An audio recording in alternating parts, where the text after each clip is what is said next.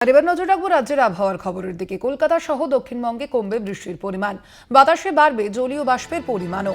বজ্রবিদ্যুৎ সহ কয়েক পশলা বৃষ্টির সম্ভাবনাও রয়েছে, এমনটা ইতিমধ্যেই জানানো হয়েছে আলিপুর আবহাওয়া দপ্তরের পক্ষ থেকে। আপনাদের জানিয়ে রাখি, উত্তরবঙ্গে যেমন হালকা বৃষ্টি জারি থাকবে, তার পাশাপাশি কলকাতা সহ দক্ষিণবঙ্গে ক্রমশই কমবে বৃষ্টির পরিমাণ, বাতাসে বাড়বে জলীয় বাষ্পের পরিমাণ। বজ্রবিদ্যুৎ সহ কয়েক পশলা বৃষ্টির সম্ভাবনাও থাকছে বলে ইতিমধ্যেই জানানো হয়েছে হাওয়া অফিসের পক্ষ থেকে। এমনই পূর্বাভাস দেওয়া হয়েছে আলিপুর আবহাওয়া দপ্তরের পক্ষ থেকে। আপনাদের জানিয়ে রাখি, দক্ষিণবঙ্গে ধীরে ধীরে কমবে বৃষ্টির পরিমাণ, জানিয়েছে হাওয়া অফিস। কলকাতা সহ দক্ষিণবঙ্গে কমবে বৃষ্টির পরিমাণ, বাতাসে বাড়বে জলীয় বাষ্পের পরিমাণ।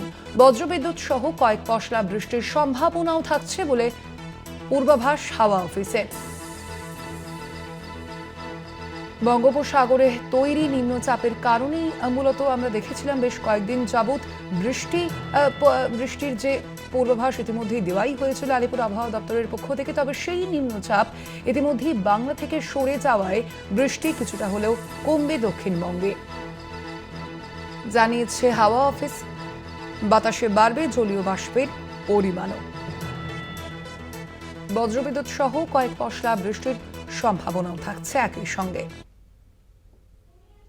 আর বিস্তারিত জানবো, ফোন লাইনে রয়েছেন প্রতিনিধি শাশ্বতী রায়। শাশ্বতী, কি আপডেট রয়েছে আবহাওয়ার?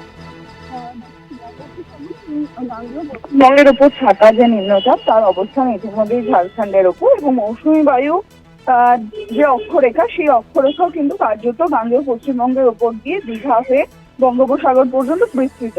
আজকে কিছুটা হলেও বৃষ্টি থেকে রেহাই মিলতে পারে রাজ্যে, তবে উত্তরবঙ্গের ক্ষেত্রে জারি রয়েছে বৃষ্টির পূর্বাভাস। জলপাইগুড়ি, আলিপুরদুয়ার এই জেলাগুলিতে বিক্ষিপ্ত ভারী বৃষ্টি হতে পারে। আর দক্ষিণবঙ্গের জেলাগুলির ক্ষেত্রে কিন্তু আজকে হালকা থেকে মাঝারি বৃষ্টির সম্ভাবনা। সেক্ষেত্রে আগামীকাল থেকে আবারও বৃষ্টির তোড় বাড়বে, এবং বৃহস্পতি, শুক্র, শনি এই 3 দিন ভারী থেকে অতি ভারী বৃষ্টির সম্ভাবনা জারি। ধন্যবাদ তোমায় শাশ্বতী। আমরা কথা বলছিলাম, ফোন লাইনে ছিলেন প্রতিনিধি শাশ্বতী রায়।